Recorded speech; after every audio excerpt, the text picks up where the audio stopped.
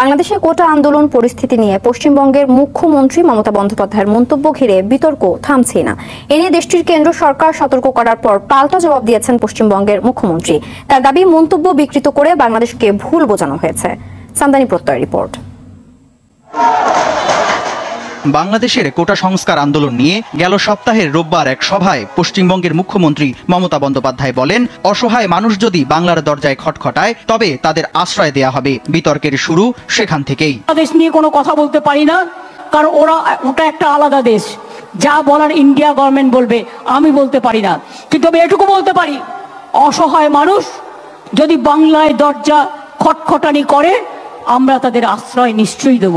রাজ্য সরকার এমন অবস্থান নিতে পারে কিনা প্রশ্ন ওঠে তা নিয়ে। মমতার মন্তব্যের প্রতিবাদ জানায় বাংলাদেশ।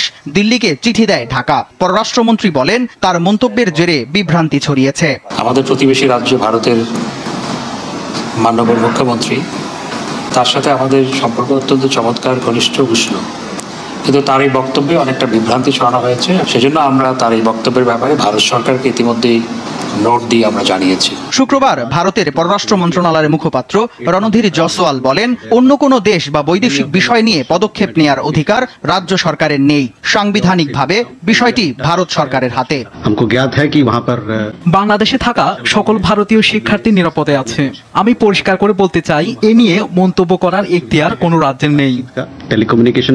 আন্তর্জাতিক বিষয় নিয়ে কোনো রাজ্যের নাক গলানোর প্রয়োজন নেই বলে মমতাকে কড়া বার্তা দেয় দেশটির পররাষ্ট্র মন্ত্রণালয়। ঘটনার 24 ঘন্টা পেরোনোর আগেই দিল্লিকে পাল্টা জবাব দিলেন মমতা। শনিবার নয়াদিল্লিতে সাংবাদিকদের প্রশ্নের জবাবে তিনি বলেন, বিদেশ নীতি তিনি অন্য কারো থেকে ভালো জানেন, তাকে শেখানো উচিত নয়।